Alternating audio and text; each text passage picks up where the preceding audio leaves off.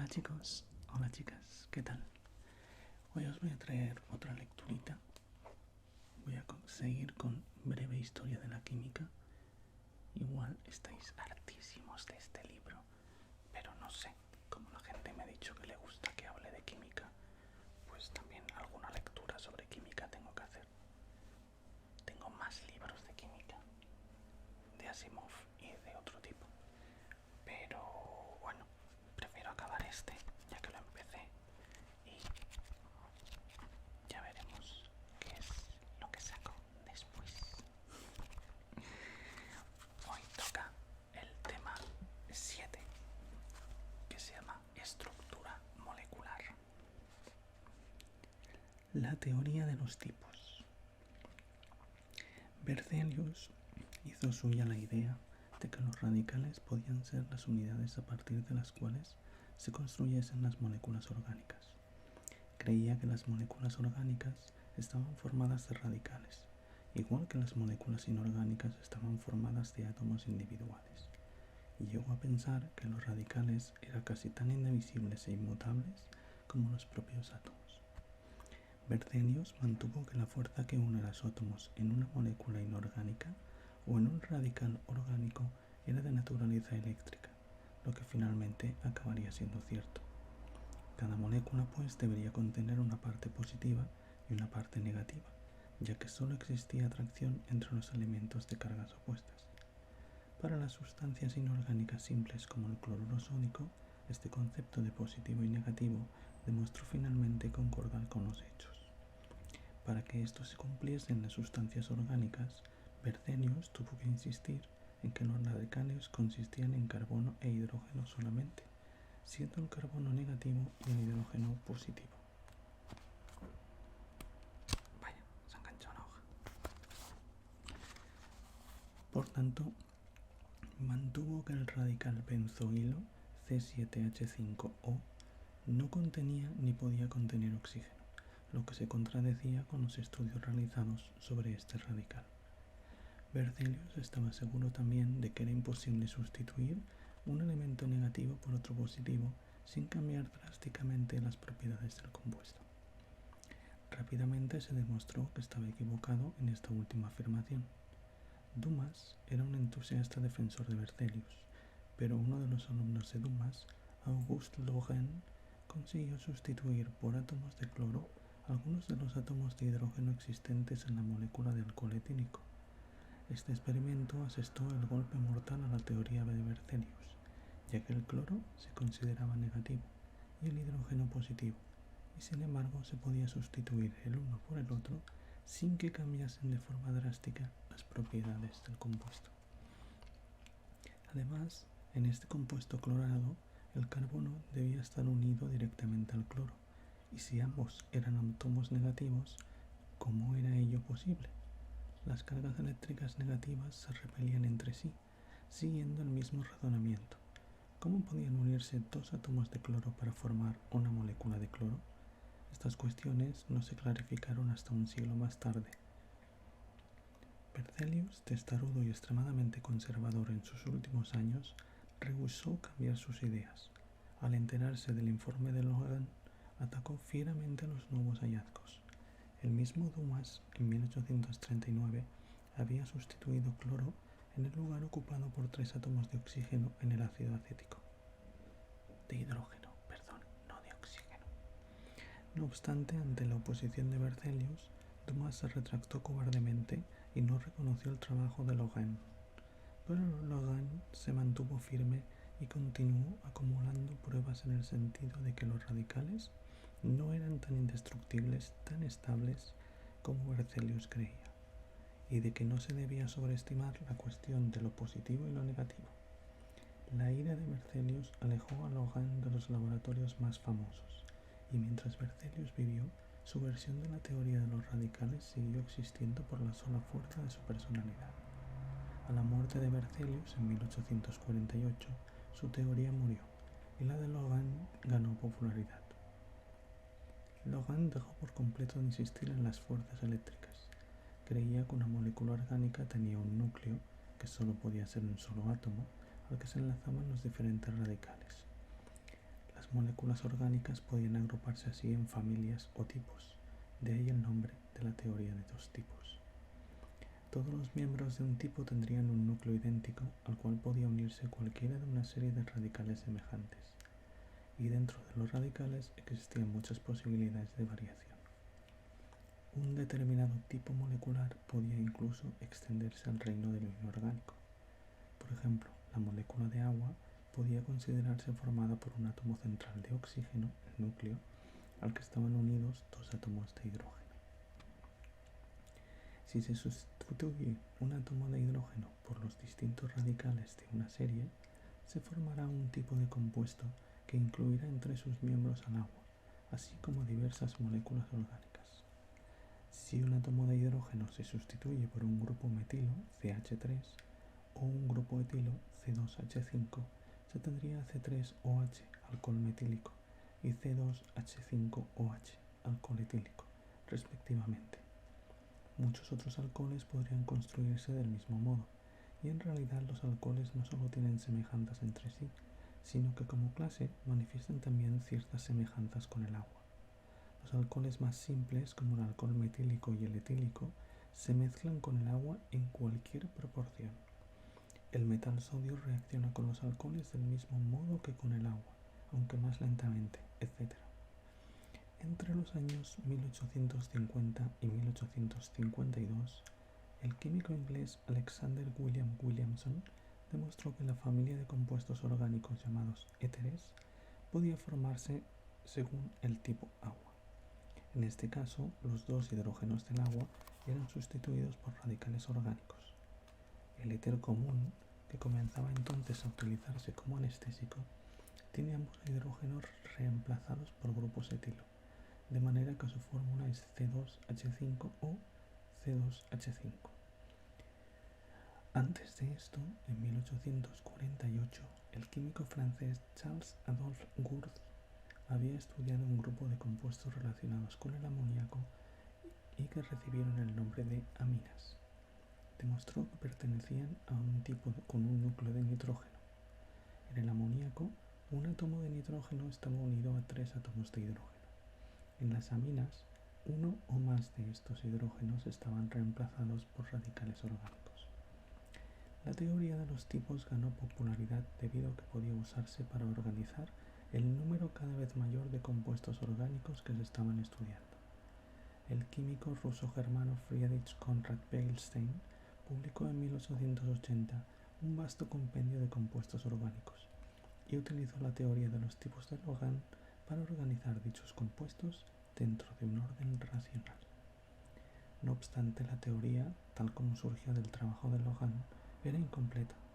Todavía utilizaba los radicales como unidades, y más que resolver la cuestión de la estructura molecular, la evadía. Para resolverla correctamente, había que enfrentarse a la pregunta: ¿cuál es la disposición atómica real dentro de los mismos radicales? Valencia. La teoría de los tipos impresionó a algunos químicos por el hecho de que el átomo de oxígeno se combinaba siempre con otros dos átomos o radicales. Podía combinarse con dos átomos de hidrógeno para formar agua, con un átomo de hidrógeno y un radical orgánico para formar un éter. Pero en cualquier caso, el átomo de oxígeno se unía a dos entidades. Aquí falta un trozo, porque si se une con un átomo de hidrógeno y un radical orgánico, lo que forma es un alcohol. Si se une a dos radicales orgánicos es cuando forma un éter. Yo creo que se han saltado algún trozo a la hora de escribir el texto. De manera similar, el átomo de nitrógeno siempre se combinaba con tres átomos o radicales. Kolbe y otros químicos empezaron a escribir fórmulas para los compuestos orgánicos en las que se daba por supuesta tal constancia en el número de enlaces del oxígeno o del nitrógeno. El hecho fue generalizado por el químico inglés Edward Frankland, el primero en interesarse por los compuestos organometálicos, en los cuales agrupaciones orgánicas se enlazan a átomos de metales como el zinc.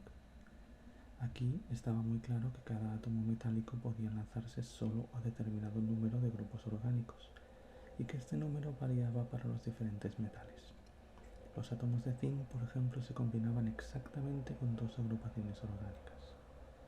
En 1852, Franklin propuso lo que después llegaría a conocerse como teoría de la valencia, de la palabra latina que significa poder. Cada átomo tiene un poder de combinación fijo. Por ejemplo, en condiciones normales, un átomo de hidrógeno solamente se combinará con otro átomo.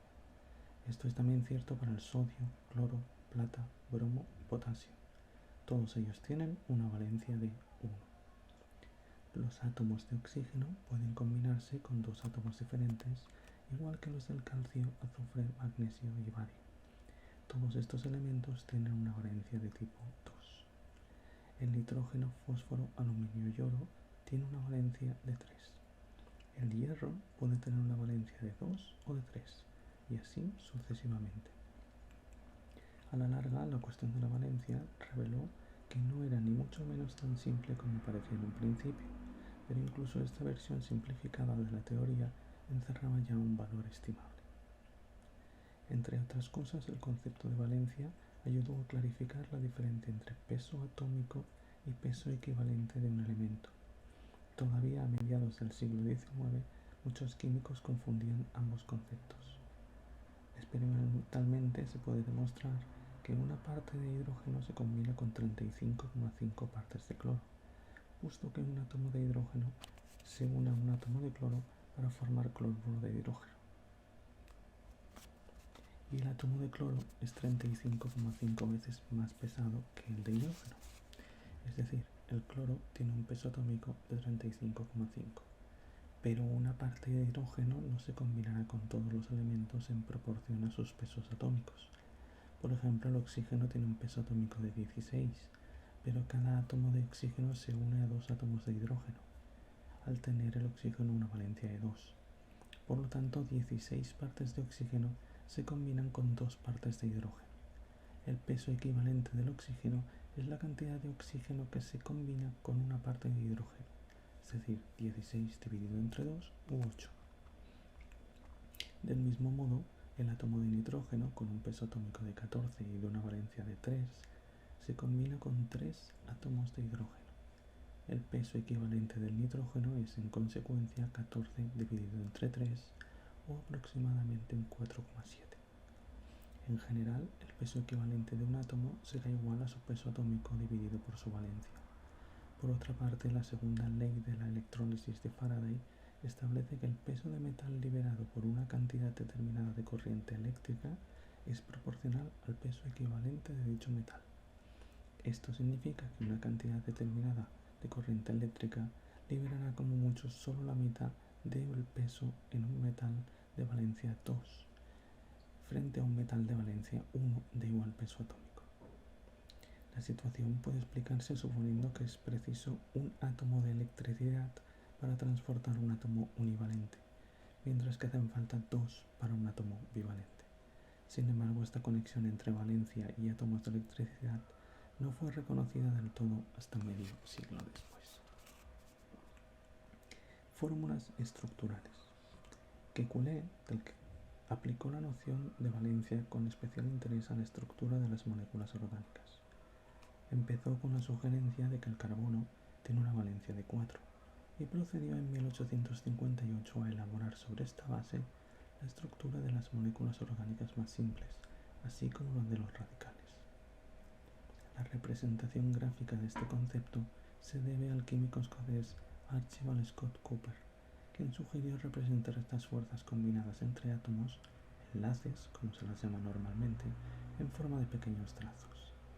De esta manera, las moléculas orgánicas podían construirse como verdaderas estructuras de mecano. Esta representación permitió ver claramente por qué las moléculas orgánicas eran en general mucho más grandes y complejas que las moléculas inorgánicas. De acuerdo con la idea de Kekulé, los átomos de carbono podían enlazarse unos con otros por medio de uno o más de sus 4 enlaces de valencia, para formar largas cadenas lineales o ramificadas. Ningún átomo parecía disfrutar de esa propiedad en un grado tan marcado como el carbono. Así, los 3 hidrocarburos, moléculas formadas solamente por átomos de carbono y de hidrógeno, más simples, que son metano, CH4, etano, C2H6 y propano, C3H8, pueden representarse con cada átomo de carbono provisto de 4 enlaces y cada átomo de hidrógeno provisto de 1, tal como sigue.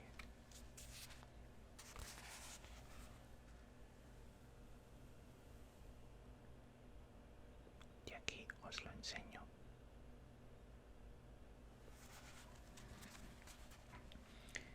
Esta serie puede continuarse añadiendo átomos de carbono hasta la longitud que se desee prácticamente.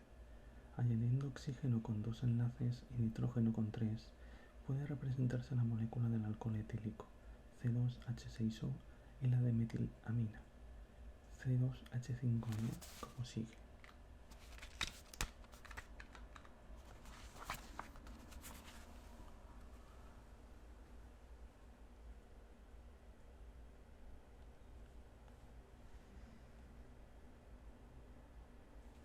Veis que tengo una especial habilidad para grabar, ¿eh?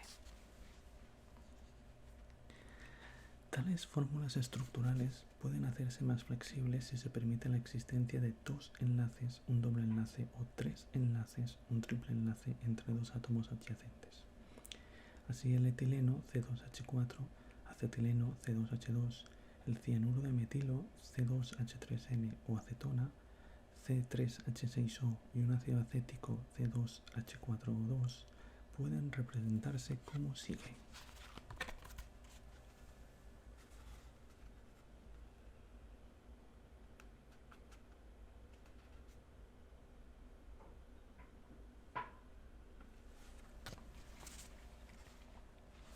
Las fórmulas estructurales hacían gala de una utilidad tan obvia que muchos químicos las aceptaron inmediatamente, quedando desfasados por completo todos los intentos de representar las moléculas orgánicas como estructuras construidas a partir de radicales. Ahora podría construirse nada menos que una representación átomo por átomo. En particular, un químico ruso, Alexander Mikhailovich Burlerov, apoyó el nuevo sistema. Durante la década de 1860 señaló cómo el uso de las fórmulas estructurales podía explicar la existencia de isómeros. Por ejemplo, para utilizar un caso muy sencillo, el alcohol etílico y el éter dimetílico, si bien poseen propiedades muy diferentes, tienen la misma fórmula empírica, C2H6O.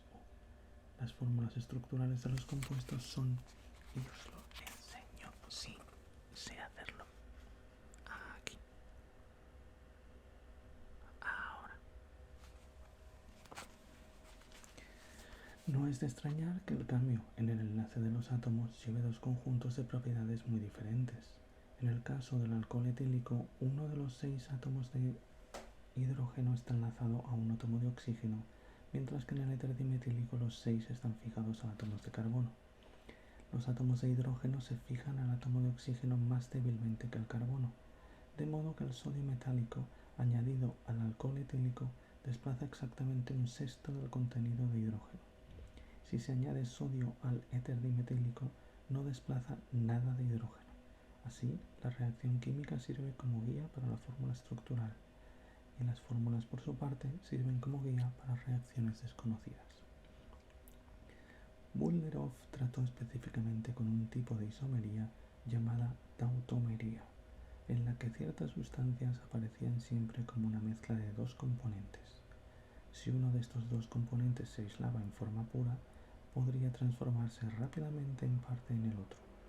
Burlerov mostró que la tautomería consistía en una transferencia espontánea de un átomo de hidrógeno desde un enlace con un átomo de oxígeno a un enlace con un átomo de carbono cercano y a la inversa. El benceno, un hidrocarburo simple cuya fórmula empírica es C6H6, supuso un problema capital en los primeros años de las fórmulas estructurales. Ninguna fórmula estructural parecía satisfacer los requisitos de valencia y al mismo tiempo explicar la gran estabilidad del compuesto. Esto es, las fórmulas estructurales que se sugirieron al principio se parecían a las de otros compuestos que eran muy inestables. De nuevo fue Kekulé quien salvó la situación. Un día de 1865, medio dormido en un ómnibus, le pareció ver átomos ejecutando una danza. De pronto, la cola de una cadena se unió a su cabeza y formó un anillo circular. Hasta entonces las fórmulas estructurales se habían formado solamente con cadenas de átomos de carbono, pero ahora Kekulé pensó también en la posibilidad de anillos de carbono. Sugirió la siguiente fórmula estructural para el benceno.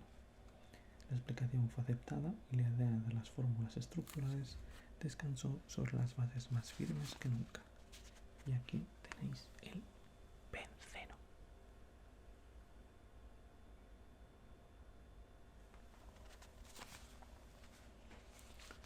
Isómeros ópticos. Pese a su utilidad, las fórmulas estructurales de Kekulé no terminaban de explicar un tipo de isomería particularmente sutil en la que intervenía la luz. Considerémosla brevemente.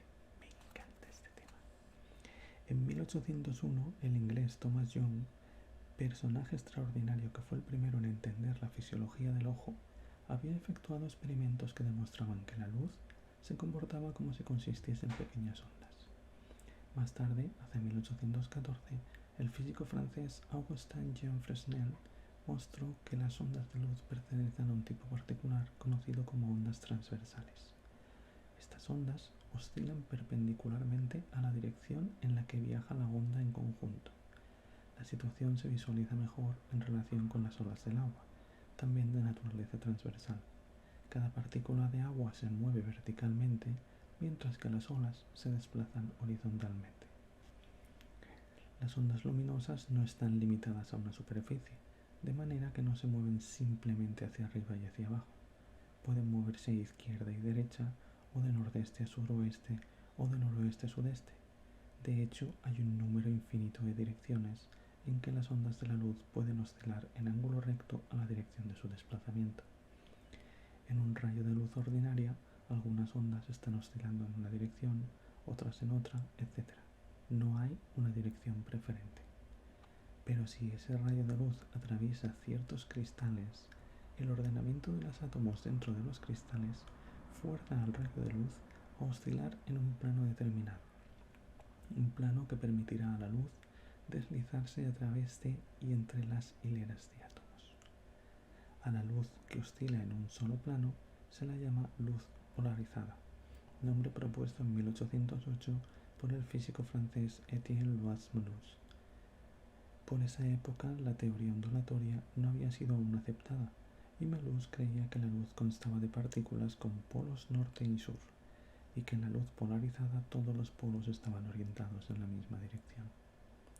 Esta teoría desapareció rápidamente, pero la expresión quedó y todavía se usa. Hasta 1815 las propiedades y el comportamiento de la luz polarizada parecían pertenecer exclusivamente al dominio de la física. En ese año, el físico francés Jean-Baptiste Biot mostró que si la luz polarizada pasa a través de determinados cristales, el plano en el que las ondas vibran experimenta un giro. Unas veces gira en el sentido de las agujas del reloj, dextrógiro, y otras en el sentido contrario, levógiro. Voy a beber un poco.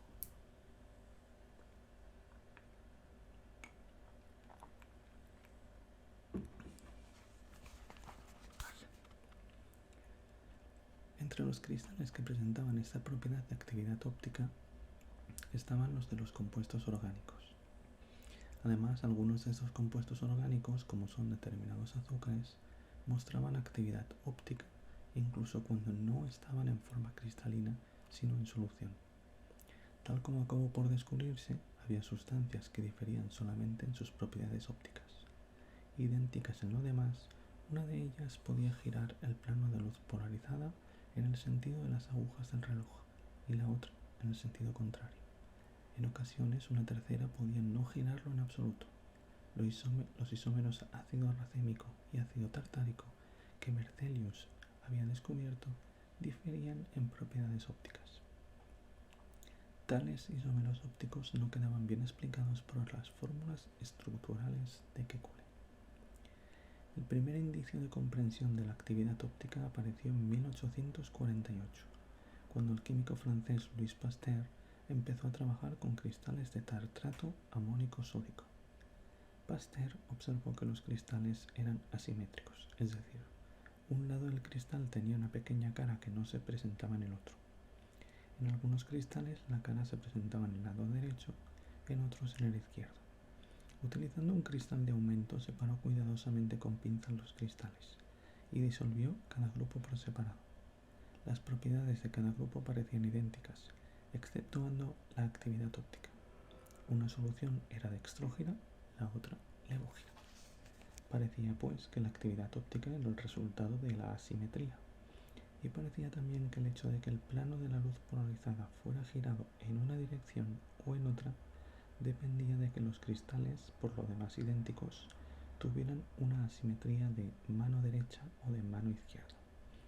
Esta teoría resultaba satisfactoria en el caso de los cristales, pero ¿qué decir acerca de la actividad óptica en soluciones? En solución, las sustancias no existen como cristales, sino como moléculas individuales flotando al azar. Si la actividad óptica implicaba asimetría, entonces dicha asimetría debía existir en la misma estructura molecular. Las fórmulas estructurales de Kekulé no mostraban la necesaria asimetría, pero esa falta no invalidaba necesariamente la relación entre asimetría y actividad óptica. Después de todo, las fórmulas estructurales de Kekulé estaban escritas en 2 dimensiones, sobre la superficie plana de la pizarra o de un trozo de papel, y naturalmente no era de esperar que en realidad las moléculas orgánicas fueran bidimensionales. Parecía cierto que los átomos en una molécula hubieran de distribuirse en 3 dimensiones, y en ese caso su disposición podía presentar la asimetría precisa para exhibir actividad óptica. Sin embargo, ¿cómo aplicar la necesaria tridimensionalidad a la molécula? Los átomos jamás habían sido vistos, y su verdadera existencia podía ser simplemente una ficción convenida, utilizada para explicar las reacciones químicas. ¿Podía tomarse confiadamente su existencia tan literalmente que pudieran distribuirse en 3 dimensiones? Hacía falta un hombre joven para dar el paso siguiente, alguien que no hubiese adquirido todavía la sabia prudencia que viene con los años. Voy a beber otro poco más.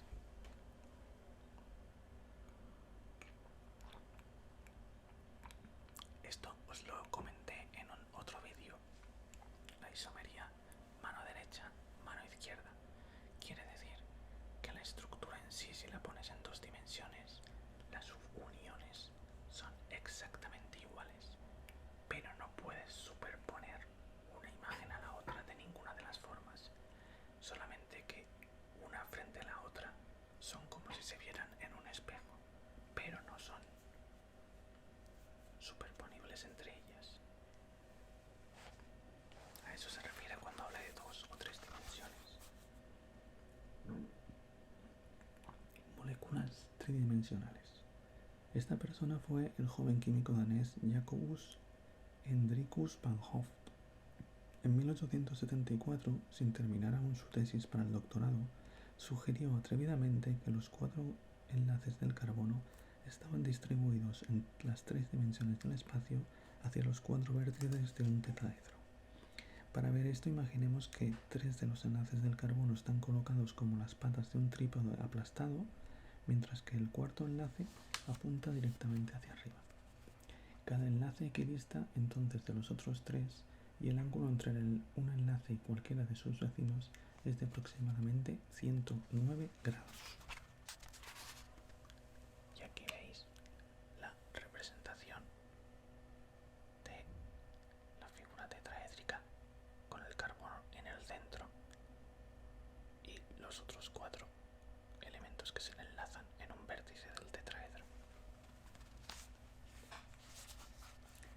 Los 4 enlaces del átomo de carbono están colocados simétricamente alrededor del átomo, y la asimetría se introduce solamente cuando cada uno de los 4 enlaces está fijado a un tipo de átomo o un grupo de átomos diferentes. Los 4 enlaces pueden disponerse entonces exactamente de 2 maneras distintas, siendo una la imagen especular de la otra. Este modelo aportaba precisamente el tipo de asimetría que Pasteur había encontrado en los cristales. Casi simultáneamente, el químico francés Joseph Achille Lebel publicó una sugerencia similar. El átomo de carbono tetraédrico es conocido a veces como teoría de Van 't Hooft-Lebel. El átomo tetraédrico explicaba tantas cosas y de forma tan clara que fue rápidamente aceptado. Contribuyó a ello el libro publicado en 1887 por el químico alemán Johannes Adolf Wislicenus, que colocaba la autoridad de un antiguo y muy respetado científico en el apoyo de la teoría. Y sobre todo, no había enmascaramiento de los hechos.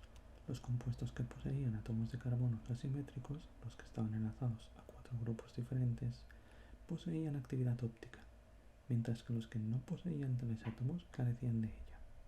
Además, el número de isómeros ópticos era siempre igual al número predicho por la teoría de Van Hoff-Lebel. En las últimas décadas del siglo XIX, la concepción tridimensional de los enlaces se extendió más allá de los átomos de carbono. El químico alemán Victor Meyer mostró que los enlaces de los átomos de nitrógeno, concebidos en 3 dimensiones, podían explicar también ciertos tipos de isomerías ópticas. Por su parte, el químico inglés William Jackson Pope mostró que lo mismo era aplicable a otros átomos tales como los de azufre, selenio y estaño. El germano suizo Alfred Werner añadió el cobalto, cromo, rodio y otros metales. A comienzos de 1891, Werner desarrolló una teoría de la coordinación de la estructura molecular. Esta idea, según él, le vino en sueños, despertándose a las 2 de la madrugada con un sobresalto. Esencialmente, esta teoría mantiene que las relaciones estructurales entre átomos no tienen por qué estar restringidas a los enlaces ordinarios de valencia, sino que particularmente en ciertas moléculas inorgánicas relativamente complejos, los grupos de átomos podrían distribuirse alrededor de algún átomo central de acuerdo con ciertos principios geométricos que no parecen tener en cuenta el enlace de valencia ordinario. Pasó casi medio siglo antes de que las nociones de valencia se afinasen lo bastante como para incluir tanto los compuestos simples que se ajustaban a las nociones de Franklin y Kekulé como los compuestos de coordinación de Werner. La idea de estructura tridimensional llevó rápidamente a ulteriores avances. Victor Meyer había demostrado que si bien las agrupaciones de átomos ordinariamente pueden girar en libertad alrededor de un único enlace que las une con el resto de la molécula, el tamaño de los grupos de átomos cercanos podía impedir a veces tal rotación. Esta situación, llamada impedimento estérico, puede compararse a la de una puerta que normalmente gira libremente sobre sus goznes, pero que queda bloqueada por algún obstáculo colocado detrás de ella. Pope llegó a mostrar que a consecuencia del impedimento estérico era posible que una molécula fuera asimétrica. Podría entonces mostrar actividad óptica aun cuando ninguno de los átomos constituyentes fuese estrictamente asimétrico. El químico alemán Johann Friedrich Wilhelm Adolf von Baeyer utilizó en 1885 la representación tridimensional para dibujar átomos de carbono fijos a anillos planos. Si los 4 enlaces de los átomos de carbono apuntan hacia los 4 vértices de un tetraedro, el ángulo entre dos cualesquiera de ellos es aproximadamente de 109,5 grados. Bayer argumentó que en cualquier compuesto orgánico hay una tendencia a permitir que los átomos de carbono se conecten de modo tal que los enlaces conserven sus ángulos naturales. Si el ángulo es obligado a variar, el átomo se encontrará sometido a un esfuerzo. 3 átomos de carbono enlazados en anillo formarían un triángulo equilátero con el ángulo entre cada par de enlaces igual a 60. Esta separación es muy diferente del ángulo natural de 109,5 y por esta razón los anillos de 3 carbonos son difíciles de formar y una vez formados fáciles de romper. Un anillo de 4 carbonos formará un cuadrado con ángulos de 90 grados. Un anillo de 5 carbonos formará un pentágono con ángulos de 108 grados. Un anillo de 6 carbonos formará un hexágono con ángulos de 120 grados. Parece que un anillo de 5 carbonos no implica virtualmente ninguna fuerza sobre los enlaces del átomo de carbono, y un anillo de 6 carbonos implica solo una fuerza pequeña. La teoría de las tensiones de Bayer parecía explicar, por tanto, la preponderancia de tales anillos en la naturaleza sobre los anillos de más de 6 o menos de 5 átomos. El más espectacular de todos los trabajos fue quizás el realizado en 1880 por el químico alemán Emil Fischer, sobre la química de los azúcares simples. Varios azúcares bien conocidos comparten la misma fórmula empírica, C6H12O6. También tienen muchas propiedades en común, pero se diferencian en otras, especialmente en la magnitud de su actividad óptica. Fischer demostró que cada uno de estos azúcares tenía 4 átomos de carbono asimétricos, y que en base a la teoría de Van Hoff-Lebel habría entonces 16 isómeros ópticos. Estos isómeros se dispondrían en 8 pares. En cada par de isómero giraría el plano de la luz polarizada en el sentido de las agujas del reloj, exactamente con la misma magnitud que, con el otro isómero, la giraría en el sentido contrario. Fischer procedió a establecer la disposición exacta de los átomos en cada uno de los 16 isómeros. El hecho de haberse hallado precisamente 16 isómeros de azúcar con 6 carbonos divididos en 8 pares constituye una fuerte prueba en valor de la validez de la teoría de Van Hoff-Lebel. Esta misma precisión en las predicciones se da en el caso de los otros tipos de azúcares, de aminoácidos y de cualquier otro tipo de compuestos. Hacia 1900, la descripción de la estructura molecular en 3 dimensiones, habiendo demostrado su validez, fue universalmente aceptada. Y lo dejamos aquí para próximamente ir a un tema que también me encanta mucho, que es el de la tabla periódica, que igual os interesa más que el de isomerías, ejes, etc. Pues nada, espero que os haya gustado, entretenido o aburrido para poder dormir. Y si no, pues lo siento, dejad un dislike. Así es la vida, no se puede tener todo. Hasta otra, chicos, chicas.